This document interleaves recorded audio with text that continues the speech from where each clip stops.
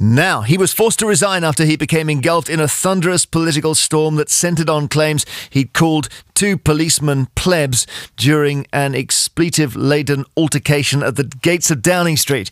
But was the former Tory Chief Whip Andrew Mitchell actually stitched up by the cops?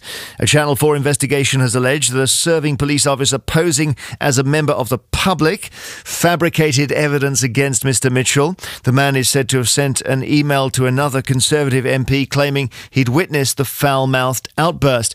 The man told John Randall, who actually was Deputy Tory Chief Whip, that he and fellow onlookers had stood aghast as Mr. Mitchell spitted fury at the police.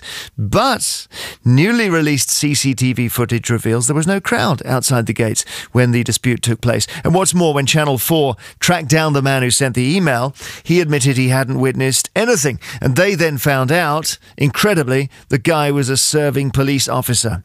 Speaking last night, Andrew Mitchell MP said he was a victim of a plot to destroy his political career and toxify the Tory party. If you'd told me on September the 19th that the experience I've had since then, the revelations which have now come to light, could take place in Britain today, I simply would not have believed you. And it's certainly shaken my lifelong support and confidence in the police. And I believe now that there should be a full inquiry so that we can get to the bottom of this, so that everyone can have confidence that this sort of thing won't happen in Britain again. The Metropolitan Police Federation says it unequivocally and categorically refutes any allegation that it was part of a conspiracy to unseat a cabinet minister.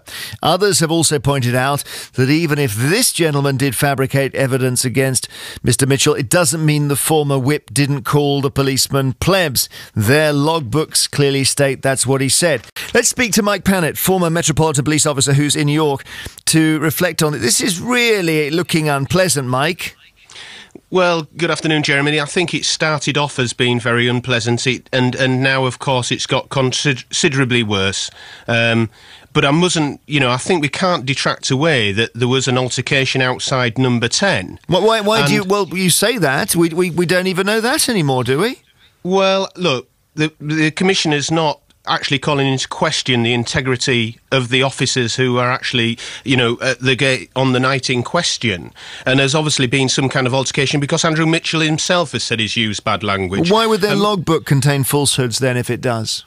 Well, I think what they've said is there was a number of people milling about, and I'm like, probably you and the rest of your listeners would have seen that there was only maybe one or two people outside that gate. So that's another question to be answered, but I have absolutely no doubt that this altercation took place. And if we take it right back, I've always said right from the word go here, is if Andrew Mitchell has had a bad day at the office, he's come out, he's actually, first of all, he sort of didn't say he said anything, and then he came out and said, well, actually, I did swear at the police, but I didn't say what I'm supposed to, the officers are saying. Swearing at him, he used a swear word in front of them. He says, I won't say this word, but he said, his claim is that he says, I thought you lot were supposed to effing help us. Now, that's not actually swearing at the officers, is it? Well, look, until it all comes out, and I think it's quite right. It's coming out now? Absolutely, it needs to be fully investigated because I want to see exactly what's gone on, like the rest of the public. But even so, I think, those officers on the night haven't arrested him. They haven't jumped in and arrested him under the public order. But they said that he used the word plebs. They said he used the word plebs. Sorry to drop, but it's just that is the toxic thing, Mike, isn't it? It is, absolutely. And Bernard Hogan-Howe has come out and has got no reason to doubt what those officers have reported in those notebooks. And that is absolutely crucial and key to this case. And it's okay that I've just heard the correspondent there saying, Andrew Mitchell was given guidance by his advisors and this, that and the other. If only he'd been open and honest in the first place. He's made a mistake. And apologised, I'm sure this would have put to bed. But to hear now, and the whole country, and this is making me really cross, is that we've got the government, as we know, have imposed huge cuts on the police. We've got the Federation at loggerheads. We've got the Home Secretary. We've got ACPO. I really wish I could get them all in a room and bang all the heads together, because this is not good for the government. This is not good for policing or any good for anybody. But